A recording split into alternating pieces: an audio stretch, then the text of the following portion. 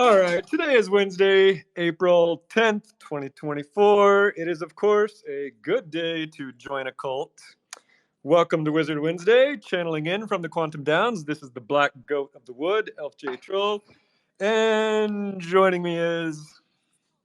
the Orange Puppet and your best friend, Dotta. And joining me, we have... your friendly neighborhood kobold, Tad. And we got the shadows up here and Entropy. Hello. Hello, GM Wizzies. Hey, It is Wednesday, my dudes. Damn hey. right. Tad, that amazing song I was just playing, did you make that? I mean, it was my first go with that new software that just came out today. Is it was Udio? amazing. Is that what it's called? I tried to. No, it's just you just put in some text prompts, but it let me do the lyrics, and but when I went back to edit it, it's totally crashed. It's been trying to like edit the song for 4 hours now. So. It's Wizard Wednesday.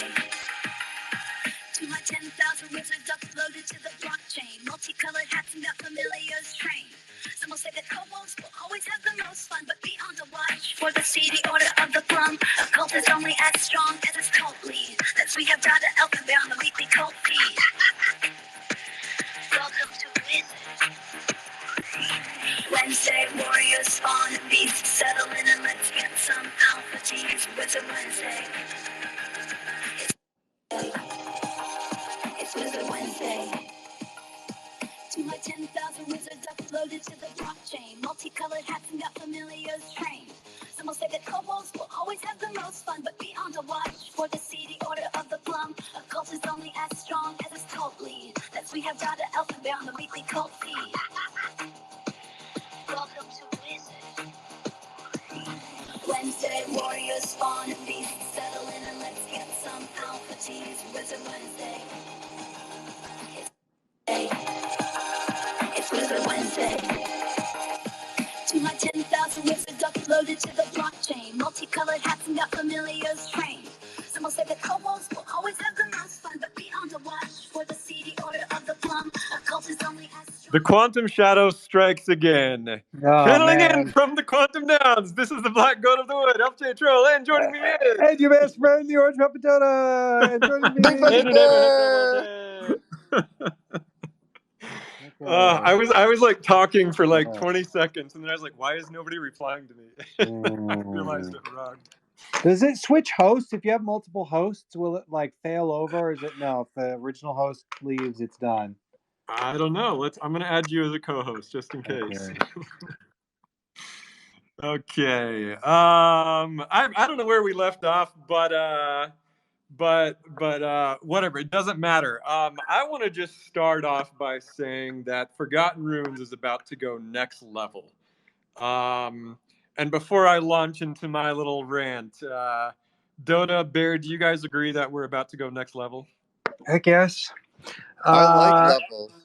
Yeah, we they're not going to forget the runes much longer. No. Yeah. I mean, so yeah, I was on Magic Monday News a few days ago with Hen Boyd and Mage Wild. It was super fun. I learned that Mage Wild is a postman. The only other postman we've ever had on Wizard Wednesday is the guy behind the Quest 64 account. So I thought that was cool. But Hen Boyd said something really interesting. Wait, who is it that's a postman? Mage Wild. I'm literally working on my lore, and my character was a postman. Oh I'm going to need to read Mage Wild's war lore now. So we might have 3. I love it. Yeah, well, I told him that I feel like being a postman is probably one of the most fun, relaxing jobs you could have. I don't know. Maybe I'm naive, but it seems like that. You get to be outside. You go for a walk. You bring people stuff they like, mostly. You get to feed dogs treats all day. Yeah. But yeah, Hen Boyd said something really interesting. They were asking about roadmaps, and Hen Boyd basically said that it was our roadmap that brought him into the cult, which I thought was interesting because Dotta, I think like you especially, but me as I go along, have just sort of frowned upon roadmaps. But apparently they have a purpose. Yeah, people love a good roadmap. I don't know. I think when we first started this project, we were really scared of over-promising and under-delivering, and so we under-promised, and maybe we've under-promised this whole time. But we could do a bit different roadmap. That's fine. We've got enough that we're doing. Yeah, well, so what I took away from it is actually something that Bridge was DMing me about a few days ago, and the core idea is that I think we just need to more consistently reiterate what exactly we're doing, why we're doing it, and how we're doing it. Basically, just a regular reminder of the core mission of Forgotten Runes. I think that's a really good idea. I think sometimes we just make the mistake that everybody knows exactly what we're doing, but they don't. You just, I think it's good to just go over it, every 2 weeks or so. I mean, I don't even know what I'm doing, so we could probably talk about. Yeah, we have to remind the community and one of our own founders. Yeah. By the way, I'm going to be quite silent this week. I'm so tired and sick from New York, so I'm just going to be in the shadows, hanging out, listening. I'll pop in and say something hilarious every once in a while. Sounds like Okay, typical good. Bear. Yeah. So let me just go on a little tirade for a second about next level and about what we've already done. I think first of all, we are one of the few remaining projects who actually made it through the bear market. Think about like how many projects launched in the last bull market. Like, I don't know, like 5,000 or more, and sure, most of those were not even serious projects, but there were thousands of them. And so how many are left from that era? Like 10, maybe, from that era? I don't know, but it's not very many. It's us and like a handful of others. And so, how did we do it? I think it's because number one, we have a stellar team. We have the best community. There's no doubt about that. Um, and I think all of us at Magic Machine just really believe in what we're doing. We know what our mission is. We know why we're doing it. For me personally, it's just the most fun thing I've ever done.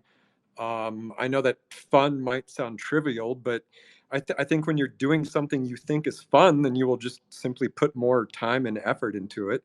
And I really think that's my own personal secret for just carrying through the bear market and carrying this on for 2.5 years. Um, but what exactly have we done in the last 2.5 years? We've converted all 10,000 wizard characters into 3D game rigs. And by the way, the Warriors are well into production. I'm going to probably be sharing some fun art from that production, but yeah, the Warriors are coming, and this is important because this is the metaverse strategy. I think as the metaverse gets built out by all these different gaming studios, all the smart ones will invite us into their metaverse, and they already have, and you've already seen a few examples of that. The metaverse play is going to take a while to roll out, but it's a big one. So we are primed for the metaverse. Another thing is we've got 10 full physical comics in production, literally in production. 4 of them are already out, and they're in physical comic book stores, and they're getting great reviews. Every time one comes out, I see tons of people posting about it on Twitter, and it's just getting better and better. And what's really great about the comics is it's not just another comic book. They are a proof of concept for this brand new thing that we are doing, which is to say that all of the stories and the characters in the comic are from IP that's owned by our community. Many of the story points are pulled from the book of lore. What other project can claim this? And there's going to be more exciting news about the comic. In fact, Bear or Dotta, do you guys want to say anything about the rev share on the comic at this point? Well, there is rev share. People are going to get it. So, yeah, I think one of the things that we're going to do through the comic book is It's going to really be like the first time that we use binary star practically. So binary star is basically the umbrella term for the project that we're doing to pay out royalties to people who create content with the IP. And yeah, we'll have those checks out. I don't know, before too long, like within the next few months. Yeah. Yeah, I don't have much more out of that. Really, the dream of binary star is this idea that like you have a marketplace for being able to monetize your IP, right?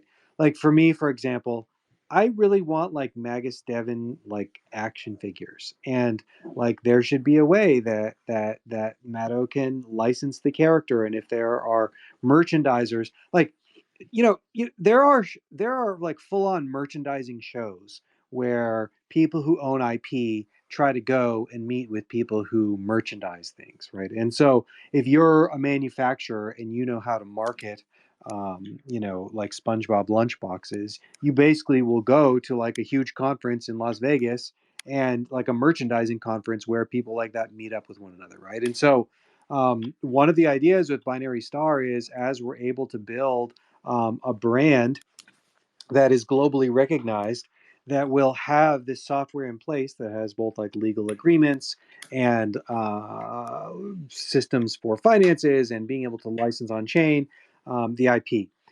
We've talked about this for probably a couple of years now, and I think from my perspective, the roadmap has always been like build the demand first. It's be so easy for us to set up like legal templates or something, but then if nobody uses it, who cares? And so this is really one of the first chances that we've had to have like an actual example where there's money to be paid out to people who wrote in the book of lore, and now you can see their character physically on paper. Yep. So yeah, the comic is an example of a proof of concept, not only creatively but business wise as well. And it's only going to continue. There's like 6 issues left, and it'll take a while to roll them out. So that's why I love the comic.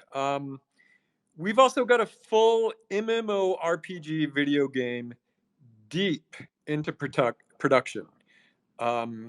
Many of you here have already played the alpha releases of it, and it's been great. It's funny because I remember I was on a group space a year or two ago, and some guy on the space sort of derisively said, so many of these pie in the sky NFT projects claim that they're building MMORPGs. As if building an MMORPG is like a red flag for a project that is either lying or naive or biting off more than they can chew. And I piped up and I said, we are actually building an MMORPG. And I wasn't lying, and you all can see it. And so, again, like what other project can claim full 3D game assets, a physical comic in the store that is community inspired, and a full MMORPG video game? I really don't know of anyone who's done all these things. We have done all of this and so much more, from live events to token events. We've made a robust AI tools. We've filled pages of lore in our own wiki, and in our own community-created book of lore. And what's the point of all of this? Everything I just listed is in service of what we call decentralized world building, the collaborative legendarium, or what I like to call the open source Middle Earth. And I know that this might sound cliche, but this is just the beginning. We laid the groundwork for this next phase that we're moving into. We spent the entire bear market building. We made it through. We survived. And so now we're moving into this next cycle. The next evolution is taking form. And of course, I can't say anything specific yet. I'm not going to. I really just want to sort of reiterate where we were and where we're going, give some hints to where we're going. But I can tell you that the lore in the world building from our team, including the TV show, the new website, and other things, are showing a lot of promise. And I really think in the next few months, we're going to get to just roll out some very exciting things. So just stay tuned, stick with us, and stay magic. That sounded like the conclusion of the whole show. We're done, folks. And that's it. See you later. That's it. Yeah. No, I don't know if you want to add anything, but Dotta, I know that you're excited. Yeah, we've got some new folks up here. Matto was up here for a second. He hopped off. We've got Reaper the Troy. Hey, Reaper. Oh, Nope, nobody wants to say anything. no, I suppose not. Yeah, Reaper's just a Sorry, lurker. sorry for. Hey guys. Hello. Hello. Hi. Hi. Hi. I like video games too. Okay. So many places. My art form is music, which I put on Bandcamp. Overseas accounts picked up Japanese indies and song added vocals and lyrics. Oh, Can you play us hmm? some? Can you play some for us? My accent is very Japanese. Sorry. Uh, Overseas accounts picked up Japanese indies. Me about me. In this, and a song I did vocals and lyrics for got uh 1, 10. I can't count number. Okay, well, 280.000 plays. It's little buzz, and I've done a lot. Amazing. truly amazing. Tremendous. So send us the link. Maybe we can listen to it on the Yeah, Spaces. jump in our Discord and share your music. Everybody. Yeah, share the link. Share the link. Because 200,000 is a lot of listens. That's more than Magus was years. AI generations. Yeah, Magus Wazir, don't get jealous. Okay. Man, remember when we used to have Wizard Wednesday in Discord and we would open that up to just Discord all over the world? We got some really fun people in there those days. Yeah.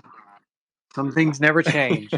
So Rune Mania is coming up. I don't know if you guys are have all got your Bitcoin wallet set up by this time. Hopefully you have. You've had over a year since Ordinals came on the scene to set up your wallet. So, I shared a tweet earlier today about splitting UTXOs, and maybe I can give a little bit of context to this here.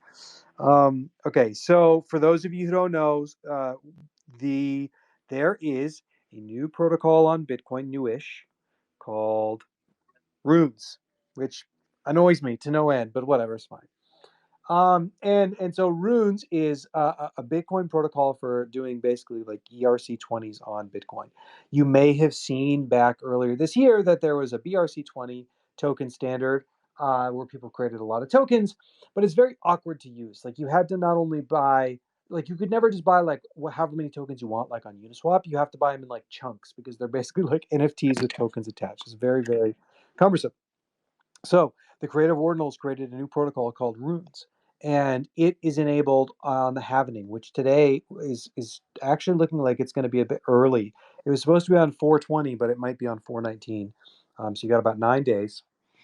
And basically, I think that when you mint runes, somebody who knows about runes, come up. You can help me. I think you can actually only ever mint like one token at a time. I don't even think you can mint like 10 tokens. It's like you have to. I think you could only do one. That might not be true, but the idea is that there's going to be there's going to be meme coining on Bitcoin, and it's going to get crazy. And the token valuations are going to be ridiculous. Some of the early contenders would be some of these coins we've talked about here on Wizard Wednesday. Would be like Risk, RSIC. Another one would be Pups, which is the meme coin from the I think like the Puppets community on Bitcoin Puppets, and a third would be the Rune Stones from Leonidas. So Leonidas has already talked about how if you own a Rune Stone, he's going to airdrop you some, I don't know, like Shiba with hat or something meme token on runes. So all that to say, we're basically about to get a new casino on the chain with a massive amount of liquidity. You should definitely be paying attention. I think the gas fees on Bitcoin are going to be stupidly high. I think it's going to be hard to get them, but if you're part of the right kind of like groups, people will make a lot of money. So one of the things that I tweeted about was this idea that you should be preparing your UTXOs. What does that actually mean? What that actually means is when you use Bitcoin, you can think of like doing ordinals as like you're actually drawing a piece of art on like a dollar bill, right? So let's say that you take your dollar bill and you sliced it up into these thin strips of like 1 penny each, right? So you've got 100 strips of 1 penny each. You could draw art on a let's say $100 bill, but you're like, man, I don't need to pass around $100. Like I'd rather just have it on like $1 or something or a fraction. And so what you actually need to do is slice up your Bitcoin into these little pieces of paper so that way you can inscribe these runes on them. So that link that I sent you is that is a tool that will help you do that, and you should do it when fees are low before the halvening if that happens. Fees have actually been quite high all day. So you might have to wait for like a slower period. But yeah, we have an alpha chat in the Wizards Discord. We talk about Bitcoin and ordinals and runes will be talked about there for sure. So yeah, join your fellow Wizzies in the alpha chat and be ready for Rune Mania, which starts in about 9 days. What's up, Lorpa? I think that Dotta must be telepathic because I literally came on stage to ask about this. So let me make sure I understand. First of all, it's like I'm really salty about Leonidas's runestone because I was early as hell to ordinals thanks to Dotta P puppet over here, and so I got on there and I was minting crap on ordinals when I had to use Sparrow Wallet and I had to deal with UTXOs and shit back then. And so now it's like, oh my God, I've got experts and everything, but I got to do UTXOs. But I appreciate this because it's going to save me gas. It's going to save me money. So what I want to know is like, so I need to chop up some sats into UTXOs so I can mint at size my runes shitcoins. Is this correct in left curve degen? That's correct. Okay, thank you. That's correct. And because what's basically going to happen is once these coins start going, everybody by hand and everybody by bots and everybody all over the place, the network fees are going to be so stupid high that frankly a lot of people are going to lose a lot of money in the first couple of days because the network I'm actually I don't mean to cause drama or anything, but it'll be very interesting to see how clogged up the Bitcoin network gets on the halvening due to runes unlocking. I think it's going to be a lot. But all that to say is this is what's going to happen. You get a hot tip. Oh, uh, the puppets are doing some new rune coin. You're finally ahead of the curve. You get the alpha. You go to mint, and then if you find out, oh no, I can only mint one per block. You go to mint 1 or 2 or 10 or whatever, and it's like, no, you need to split. You're like, well, I'll just mint 1, right? You mint 1, and then you like wait for a block, and then you go to split your sats and the fees are way too high, so you can't actually mint any more of them. So then you have to wait, but then you're paying a huge fee or you're waiting for hours. And like by the time you actually get enough like sats to inscribe on, like the whole thing is minted out and you just like miss it, right? And then you paid all this gas to split it when you wouldn't have had, like if you do it now, it's like not very expensive at all. So if you just do it, maybe not now, literally now, but like let's say tonight at midnight or something, the fees right now are like 59 sats per vbyte, which is fine. Like if you're a little price insensitive, that's probably decent. But you might be able to get it as low as like 20 before the halvening. Yeah. So just do it now, and that way it'll be easier for you. Is all I'm saying. Have you test minted any of the testnet runes that have been floating around? I'm gonna probably try that like this weekend just so I can get like the feel for how like the whole flow is. But I know there are people that are like grinding that out. They're like looking for like testnet runes and just getting the overall feel how they're. I know there's some people who are even like they're spinning up their own nodes and they're doing it like via command line. So yeah, yes, I have my own node. but you shouldn't have to. There's actually a bunch of people working on tools that let you do it with Xverse, for example. Like that's one of the challenges with this situation is everybody who's watching is very prepared. The protocol is already like finalized. It's been finalized for a week or so, and so like it's deployed on testnet. So yeah, it's going to be somewhat competitive. I wouldn't really try to aim to be like too early so much as just like picking the right thing. Right, that makes sense. Another thing where here's some alpha for you. Another thing where they're discussing maybe dropping some runes is cents, like pennies, like dollars and cents, the cents art collection on Ordinals. Oh yeah. They might be dropping some runes, and I think Cox as well, the curated Ordinal Collectors Club with a K. These stupid chicken penis things that are actually they might be dropping some runes as well. Yeah. Yeah, I think a lot of projects share them if you got them. Yeah, I think a lot of projects are doing it because like it's kind of like current meta, and like it's kind of like just like it's like every project can spin it up. So like a lot of the people are like, well, why not? So I think that there's gonna be a lot of winners and there's gonna be a lot of losers. So I think just obviously like just because a project is doing a rune doesn't mean anything. But I think there are some like I know like the ones that you mentioned are actually like the ones are actually gaining some traction. So just I think spread yourself out and try to, don't be surprised that, some of them popping up hard that you weren't really expecting, some of them falling that you weren't really expecting, I guess. Exactly. Everybody always wants something new that because they feel like You're the right. old thing is too expensive. Right. Yeah. That said, I do feel like isn't the first rune hard coded or the first 10 runes are hard coded?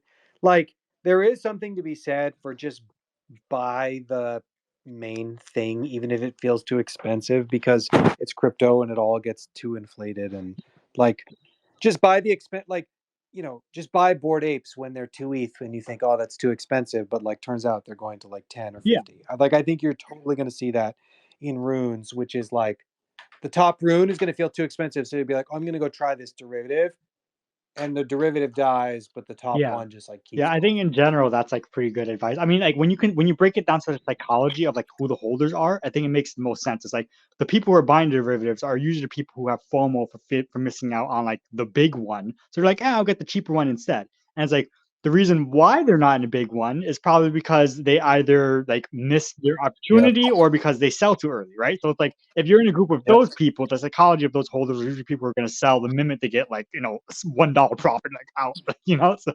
Smart. Yeah, so A good lesson in holding when you get an airdrop. Right.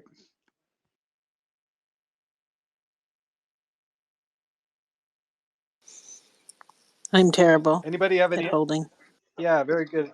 Bridge, you're up here. Hey. What's up? What's up? This has been a crazy show. So yeah, from the back end perspective, while we've got Dotta answering questions from like the founder perspective, I see that as a selling point for a lot of projects right now. They're like, oh, these are going to get runes, so buy this. And yeah, to your guys' point, that's just not enough for me. But it does look like for those earlier projects that have acquired quite a community, they're trying to fractionalize their liquidity that they pretty much raised, right? So they're using runes as a way to deliver a little bit of extra liquidity to their holders. So it's a feature, it's a perk, it's it's utility, it's whatever you want to call it. But to your guys' point, it's going to be a meta that only lasts a certain amount of time, I think. Because when you first started explaining the whole thing in relation to the gas congestion that may occur, it just flashbacks to other side. It's like we're just on another chain doing a similar thing, and there's a rush in hype and FOMO towards this, current meta, and it is, a different protocol, but it just feels like a new package. So that's kind of like my perspective. Yeah. So I agree with you. I think we will for sure get another side effect where people end up spending more money in fees than the tokens they receive are actually worth. Exactly. I think that'll happen. But I also think that having a more efficient token protocol is actually the foundation to having a Uniswap of Bitcoin, which is the foundation for DeFi on Bitcoin. So we're Right. totally going that direction. I don't think that it stops at meme coins. I think the casino greases the tracks for DeFi on Bitcoin. Yeah, I mean, I think for those of us who have been here for a while, like this is generally how it happens. You know, like first we have like the experimentation where we have people just kind of like they're just putting out ideas, and like a lot of them are kind of like vaporware, or they're just kind of for fun. And then from that spawns like actual like creative, because first people need to actually see how it's implemented before they actually like build on top of it. So like the ideas are like I remember like back early in, like the ETH days, like when ETH was like first starting to come out with dApps, and like a lot of like early like games, quote unquote, if we can really call that. A lot of them were like pretty much like hot potatoes, but they were like, hey, connect your MetaMask. This was like back in like 2017. It's like connect your MetaMask to this site and you can buy like, you can buy google.com. And it's pretty much like, like before NFT standards or anything, it was like you buy google.com on the site and then like you sell it to the next person. It's like a hot potato, right? But stuff like that is like everyone knew that that's just like stuff that's for fun. Like it's not like a serious project or anything. But they had like the building blocks for a lot of like what we currently have. All the like so it was pretty much just people experimenting with like the first smart contracts they can put out there. Like when you connect your wallet to a site, what can you do with it? So seeing stuff like that, I think a lot of people they're gonna like it's gonna be definitely like meme coin central at first. A lot of the coins that come out, they're gonna be mostly like community tokens, which is like very much what we see right now. Like the largest, the ones that are like the most hyped are the ones that have like the biggest communities and ordinals right now. And I think from there we're going to see like actual like value flow into them through like actual like people building stuff on top of these tokens and trying to go for whatever they want to do with it. I can see like like one of these tokens having like a store value that makes it like worthwhile to use and like other protocols or whatever. But that's just my personal take on it. Yeah, Zonaris in the chat brings up a really good point that I hear people boil this conversation down to is Bitcoin is not just another chain, it is the chain. And I think that's worth pressing on because it seems to be, the rally cry for ordinals currently. And we're taking tech from one place to another. This is kind of how I'm trying to frame it. Like we're taking the ability to write NFTs to Bitcoin, and so we've had all this product development and tech development on other chains with very like specific purpose, and now we get to go back to Bitcoin, the mother chain, and start writing different things there. So I think that's worth exploring because my thoughts is that the restrictions of Bitcoin are going to be limiting in relation to NFTs. That I think we eventually get to barriers where we want to write things on chain, similar to the congestion aspects, or similar to the confines of 4 MB. We just can't. And so yeah, that's my concern when it comes to NFTs on Bitcoin. And so people say, yeah, it's the mother chain. That's the only reason to write there, but I just don't think that's enough of a argument. Go ahead, Lorpon. Yeah, thanks. Just to follow on what Bridge was saying, first of all, about NFTs on Bitcoin. NFT stats, I can't find the thread right now, but it was a really good thread. It was talking about like if you're trying to sell an ordinal on a marketplace, the transaction time is so slow that somebody can do, it's not so much a sandwich attack, but they can just, bid higher in the same block. And basically you have not bought that ordinal. Somebody else has done it. And so basically when you're making a bid, or initiating a sale for a buy it now item on ordinals, you're basically starting an auction. And there really isn't a direct technical solution for that right now.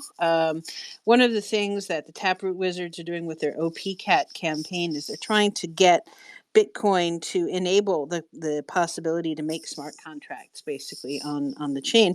And then this problem is solved. But right now, there is literally no way to solve it. But this is not necessarily bearish. Oh, am I wrong? No, just- no, no, no. Okay, I okay. agree with you. No, no, I agree with you. Cool It's beans. just another parameter that is a restricting factor to the user experience. Yeah. That like, yeah, go ahead. Agreed very strongly. But I think that it's not necessarily bearish because the liquidity argument on Bitcoin is a really powerful one because basically Yes. you've got a lot of people who have made money on Bitcoin back in, the antediluvian days, whether it was through shady stuff on Silk Road or just mining when it was really cheap to do so. And some of these people have not wanted to KYC this stuff. So they've not been able to change their Bitcoin for fiat. They've not been able to change it for tokens on another chain, except for through, escrowed direct sales, OTC or whatever. They're using change now, stuff like that, but they can't get out in size. So these people, they have not been able to do all of our casino fun for the last 3 years, and they want to do that stuff. And so even though it is clunky, they are going to be gagging for runes because they've been watching all of this sitting on their hands because they can't get their Bitcoin out of this closed ecosystem. So it's going to be insane, and we're going to see weird stuff going on. Like there's been so much money moving around. The whale watchers just been seeing lots of Bitcoin moving around, and I think that this is part of people getting ready to gamble on Bitcoin. It's going to be insane.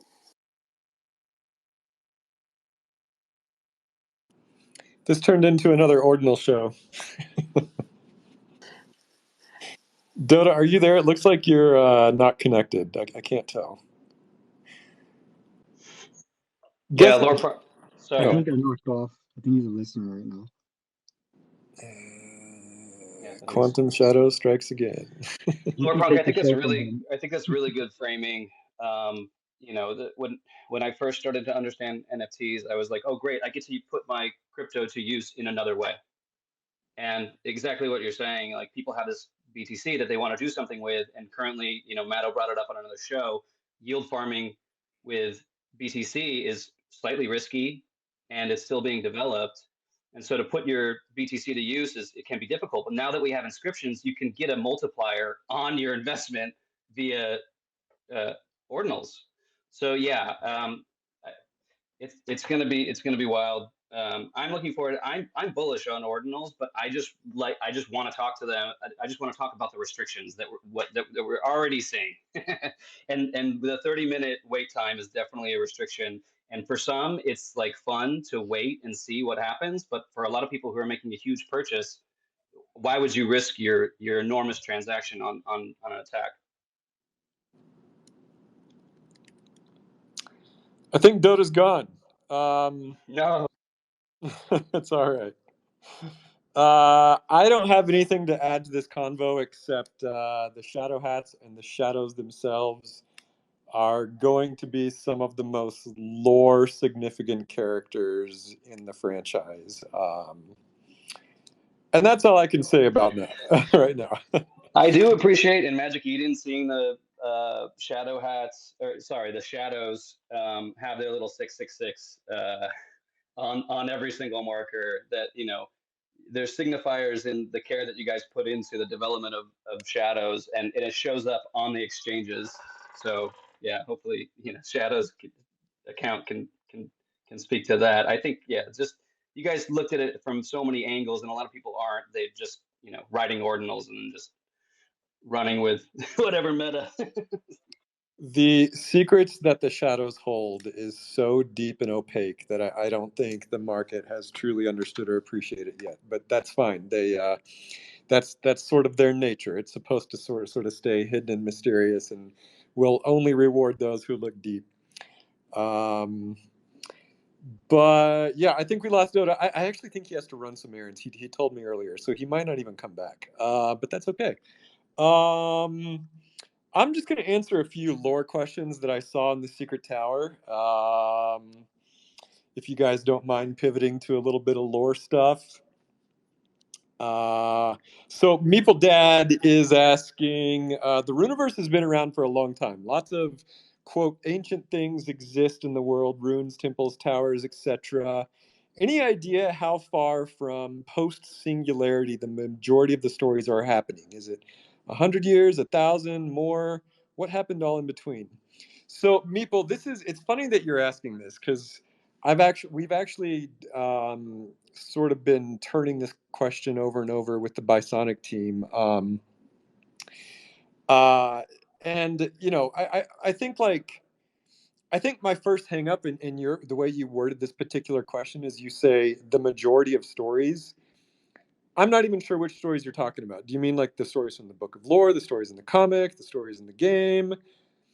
I don't know what the quote majority are. I mean, if it's the Book of Lore, then that really is just dependent on whoever wrote that particular story in the Book of Lore. Um, but as far as the show and the comic and the game are concerned, I got to tell you, it really doesn't matter when it's happening. Um, it's like you watch you read a Batman comic or you play a Batman video game or watch a Batman movie. It never really says this is the year 2010 or whatever. It's just kind of irrelevant, like the exact date and time. And furthermore, this is kind of why I really wanted to put Chronomancers into the Runeverse and the Quantum Ouroboros, who distorts space and time, to show that really just time is kind of an ambiguous thing. It you know it, exact dates to me just don't matter. Like I really just leave it to you guys in your own Book of Lore stories to define timelines, if indeed that's important to you. As far as like post singularity, I will say this lore website that I'm writing does have a few lines that reference the exact second after the singularity occurs, which I think is actually an interesting time to at least describe. But that's all I think is really important. I also always talk about like how the Chronicles of Narnia, the Pevensey children, when they went into the wardrobe, they went through their entire adult lives in Narnia, and then when they came back, they were still children. And I just love the idea that on different planes of reality, time is measured differently, and I think that's sort of what's happening in the Runeverse, because after all, it is that world is just being created as we create it. So of course, time has a different flow in this world. I hope that's a satisfying answer. Um, let's see. And then Ponyboy, you are reminding me of your lore question from last week regarding guns and modern warfare weapons in the Runeverse and what prevents them from being OP. And I said that I was going to write a big response to you, and I didn't. All I have is pages of scattered notes, my man. Um, so, again, like I said last week, this is actually though a very crucial question. It's something that's very interesting to think about. Um, I'll just wing it off the top and give you somewhat of an answer right now, which is like I actually think magic is far more OP than technology in this world, and that includes guns and modern warfare. Magic is the most powerful force in the Runeverse, but its downside is that it's unpredictable. Even the most skilled wizards, they can't always execute their spells perfectly. Um, and in fact, the most powerful wizards of all are often the ones who have totally lost their minds and humanity to magic. I mean, basically, the more powerful your magic is, the more you lose control over it, which is a direct contrast to technology. Technology is very predictable, very reliable. You can easily diagnose a problem with technology and fix it instantly if you know what you're doing. The exact opposite is true of magic. Um, and so while technology is super utilitarian and practical, it's simply not as powerful as magic, because magic has no rules. Magic, I mean, is pulled straight from the cosmos or deep within the earth. Nothing can compete with that. It's just a little unwieldy. Um, and in the Universe, you will find certain people and wizards, especially the blue hats, who are searching for this sort of middle ground path between magic and technology. In the Blue Hat Bastion, they often experiment with augmenting technology with magic and vice versa. Um, if you've seen the trailer, you'll see a modern super technological helicopter flying through a modern city, and then a few seconds later you'll see an old wooden ship on the seas. And so the question is like, why are people still building super high tech vehicles like helicopters, but also old wooden ships? The reason is as aesthetics. Magic is an art form after all, and the best art forms really embrace aesthetics. So when that ship was built with wood and all the ornate designs, that's an attempt by wizards to augment their ship with magic. Aesthetics are very important. The helicopter that's just built for pure utility has no aesthetics, and probably therefore has no magic attached to it. So anyway, I hope that's a little bit of an answer, but I can definitely say more in the future. Just remind me like 30 minutes before Wizard Wednesday starts, not like during Wizard Wednesday, and I can maybe formulate a better response. But my lore website will definitely address this because it is a huge question. Okay, and then actually just one more question from Ponyboy. He's saying he saw a new comic book panel where Magus Wazir appears as a cameo, and he's curious if the owner of any cameo wizards are consulted about inclusion, and do they receive royalties? How does that all work? So yes, they will be receiving royalties. Um, it's funny because Magus Wazir himself actually, I think we actually wrote that issue before we even hired Waz on our team. So I don't want to give the impression that there was some nepotism involved in that. We always just love Waz. He was always super creative and contributed a lot. So he was written very early into that issue. As far as do we consult anyone? It varies. Sometimes I do, sometimes we don't. Joe, the writer, is really in charge of most of the story writing.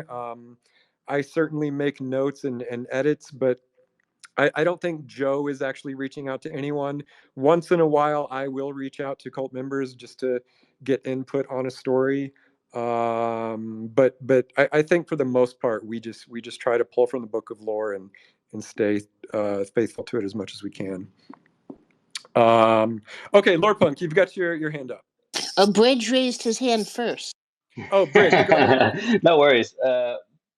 On the subject of comics, while we have Matto as well, and we're repeating stuff for people who may or may not have been around for the explanation. On the back of the comics, there's a QR code, and I didn't know what the plan was when I grabbed the comics, and I was like, I don't know if I even want to scratch it.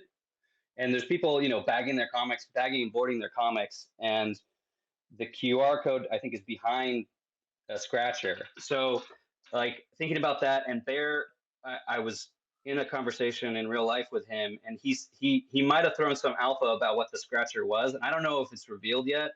But yeah, maybe Matto can speak to that, and also we can talk to our comic friends about whether or not you want to deface your comic and pull it out of the bag of board, buy a second issue for the QR code.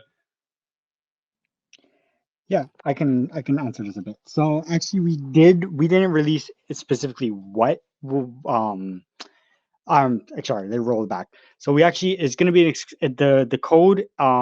You get it, and it leads to a site where you actually can enter that code in. And it gives you, I believe it is it's an exclusive mount, and the mount is like it's based off of the first issue. If you remember the first volume, the rocket mount that that was used. So it's based off of that. You have your wizard on like a little like firecracker rocket. So that's like a cosmetic that's exclusive. We won't be able to get it anywhere else but from the comic code. And then aside from that, you get I believe it's enough mana for 3 rolls at the Font of Memories, or maybe we just I don't know if we're giving you mana for, or if we're just crediting your account for 3 free rolls. But it's something along those lines. Got One it. thing to I'm keep of back. note is that I'm one thing back. to keep of note actually. Hey, welcome back. Hey, I was having super trouble with spaces this whole time. It wouldn't let me back in as Dotta, but I'm here as the Shadows. I just wanted to add on with the code. We've got some other ideas for those codes. on top of the video game, there's another idea in the works. So I think Bear's mission is similar to mine in the Sacred Flame, in that he wants every single code to be pulled off the shelves and scratched off. So we've got some plans in the works for that as well. Hell yeah. Hell yeah. Yeah. Another reason to buy comics. And find those pristine comics. I love this. I got 2 issues of issue 1, so I'm good.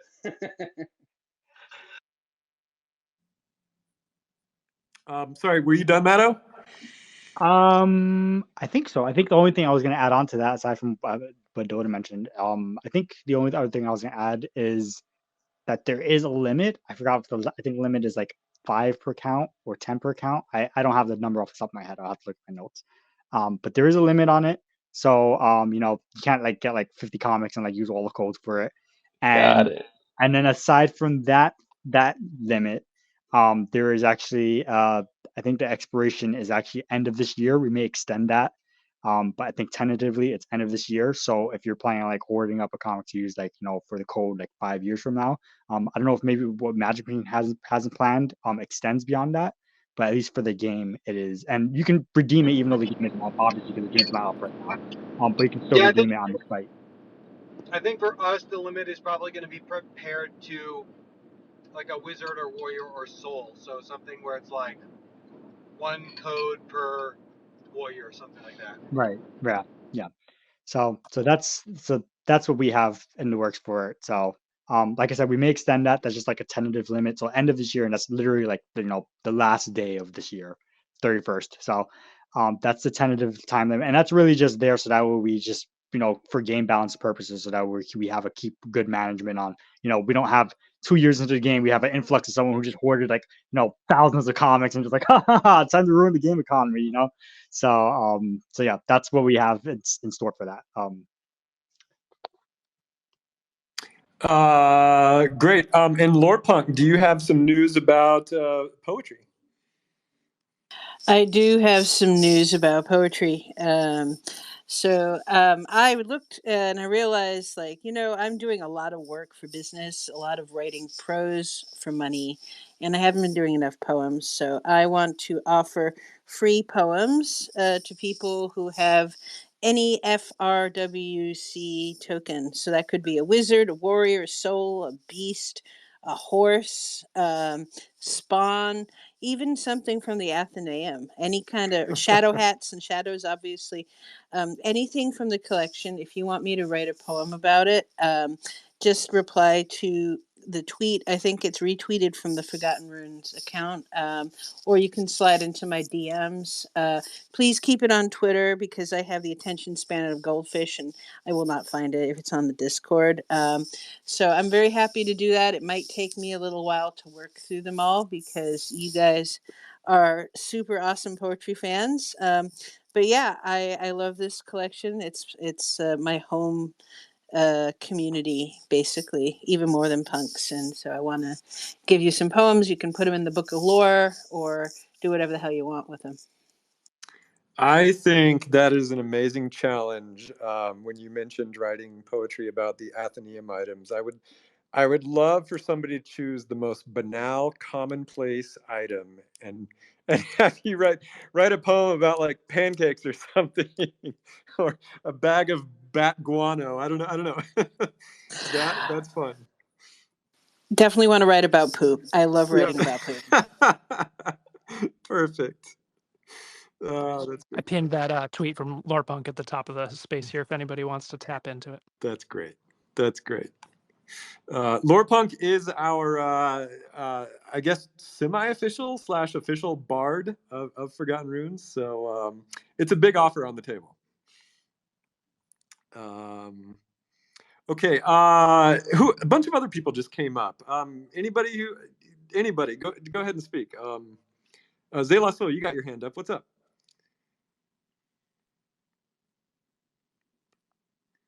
I can't hear Zay. Can anybody hear Zay? Nope, I don't hear him either. Darn it.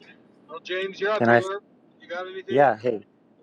This is James. James, welcome to Wizard Wednesday. I think this is the I've first. never checked in. It's nice to talk. Can you hear me? Yeah, I can hear you. Yeah. I hear you just fine. Yep. Okay, so this dovetails because you were talking about the comics and Lorepunk's talking about the poems. And I should have done this 6 months ago, but I wonder if you all know the lore that Lorepunk wrote for Marlowe's alien wizard. I do not know that, but that sounds amazing. Marlowe has an amazing wizard.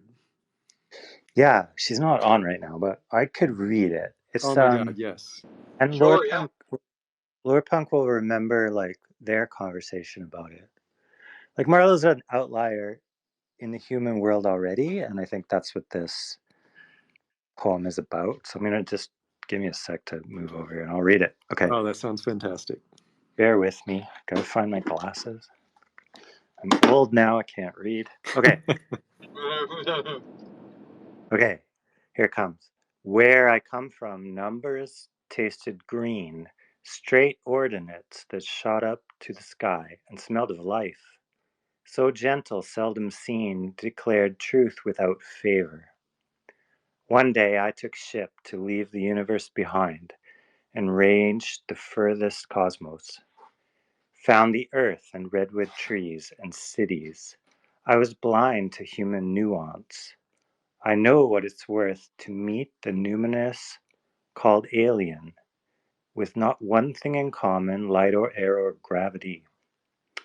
Perhaps we might be friends or not, so cloaked.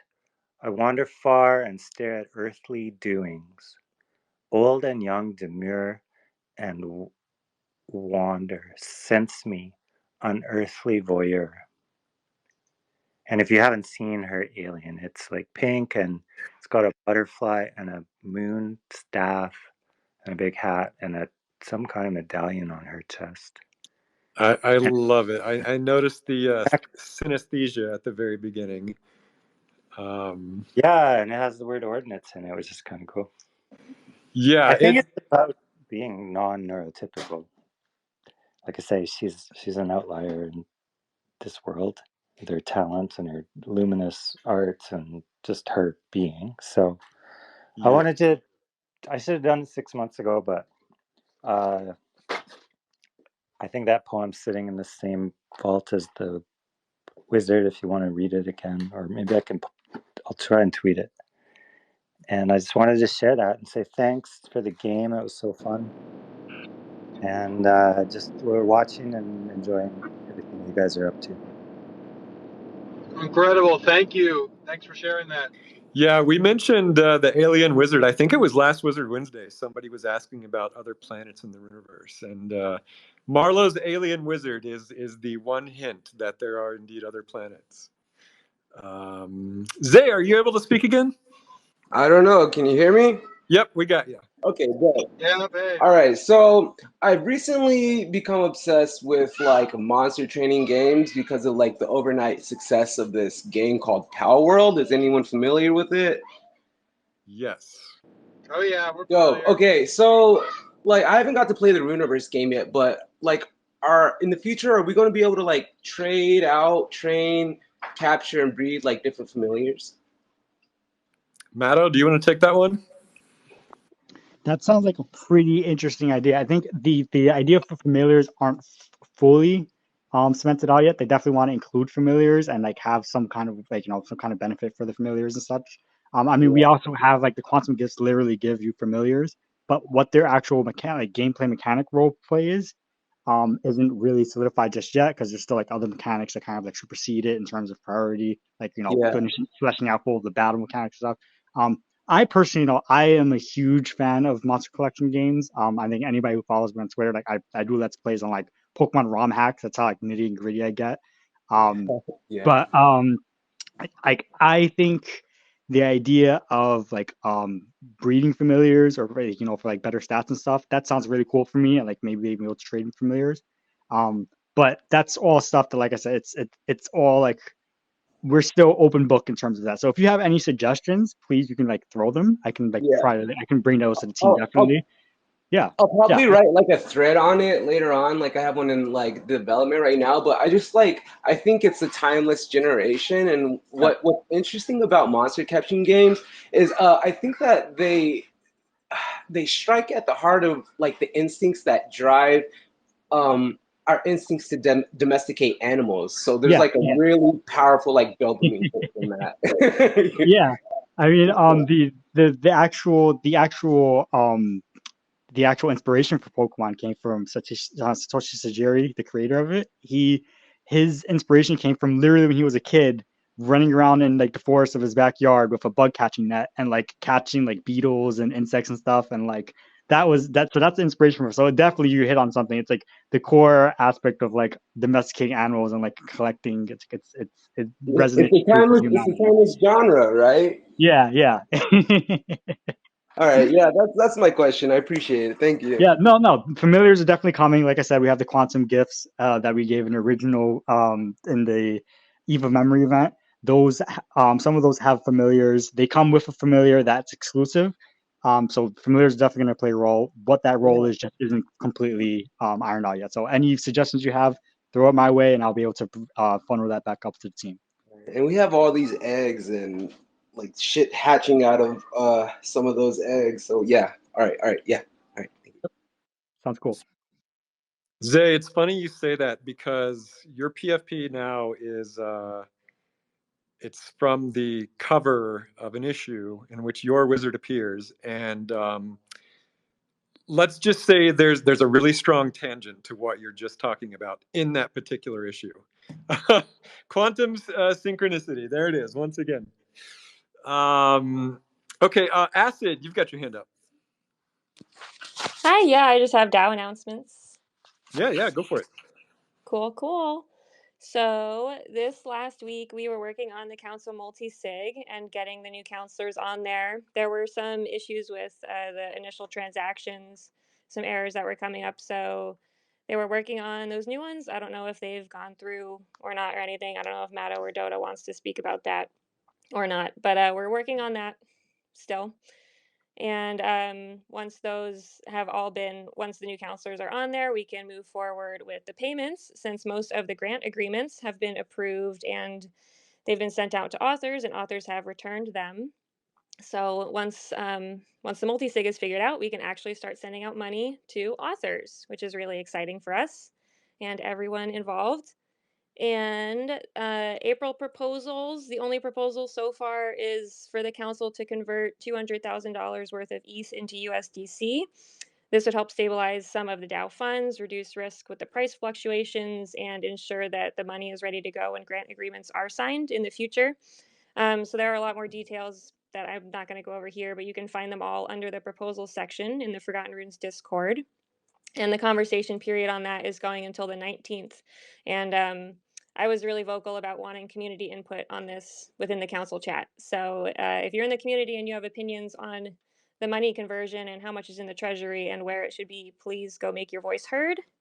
April proposal deadline is April 13th. So that is, I think, Saturday. I had initially said it was the 11th, which is tomorrow, but we can push it to the 13th. So that is Saturday. If anyone has any other proposals they want to get in, that is then, there will then be 10 days of the conversation period before voting begins on the 23rd, and then voting is at the end of the month. And then the last thing was just the Twitter Spaces. I was supposed to plan one for tomorrow, but since it's kind of last minute for me, and there's only the one proposal so far, so there wouldn't be a whole ton to talk about. I'm planning on doing one next Thursday on the 18th instead, and it'll be a proposal review / town hall kind of thing, because even if we get in like a few more proposals, I don't know if it'll be a huge conversation going on. So if anyone has anything they want to talk about DAO related, my plan is for that Spaces next Thursday to be much more of a conversation about general DAO things, not just proposals. So yeah, want to spread the word on that and get some conversation going. But that was it for the DAO this week. Very good.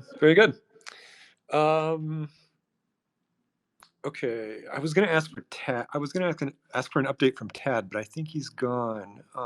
That's okay. Let's do the Cult Content Chronicle. And I don't even have Dotta here to do our fun little callback. Bear, are you available? No, I don't think he is either. The founders left me. I'll do it myself. I'm here, baby. I'm here with you. Bear, can you tell me who compiled the Cult Content Chronicle? You know, I can't remember. I think it might be the illustrious Tanya Del The Rio. illustrious The illustrious. Tanya You know Del what? Rio. You guys nailed it. She kind of does it every damn week, too. Every damn week. Week 64. Oh, can't wait till week 69. Okay, there's a good one, really, right at the top. Meat Prisoner, I think everyone's favorite tattoo artist. Might have done one of my favorite tattoos I've seen. The illustrious Tony Del Rio. Man, I Thanks, don't know Dotta, what's but you're going like on with Twitter Yo, Spaces chill, today. Dota. you're Stop trying to take my... you're like 20 seconds late.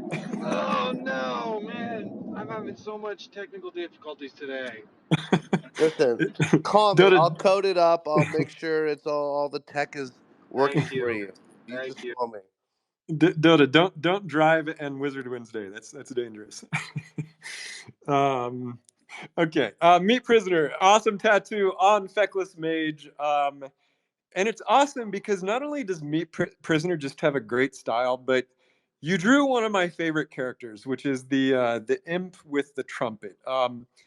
You know, as cute as this character is, he's one of the most powerful spawn. He literally heralds in the revelation, the end times, if you will. So it's just a hell of a tattoo. Go have a look at it. Meeple Dad is putting the finishing touches on his secret tower. Although I think Meeple Dad is actually building another version of the secret tower. He shared some fun works in progress with me a few days ago. So yeah, this first version is amazing. It's got interiors, it's got exteriors, it's got characters. It's just so cool. He even put like the pyre where wizards sacrifice themselves to become forgotten souls. It's so cool. Feckless Mage made a really fun comic featuring one of his warriors who has an awesome name, Nova Crasher of X. And damn, it's a good looking warrior. So check that out.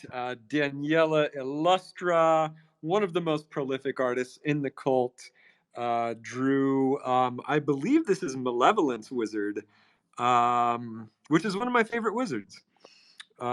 Super cool. Maddow shared a really fun commission from somebody named Com Shikam. I don't know if I said that right, but it's a super cute sketch.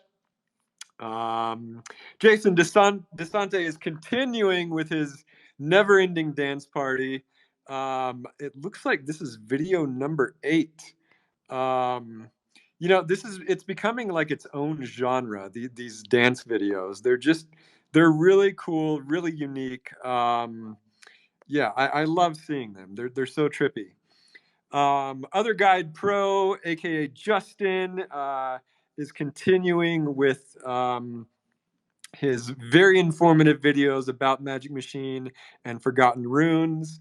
I love these informative posts that Other Guide Pro is putting out. Berserk has been making these really cool cards. There's this like whole trading card project actually.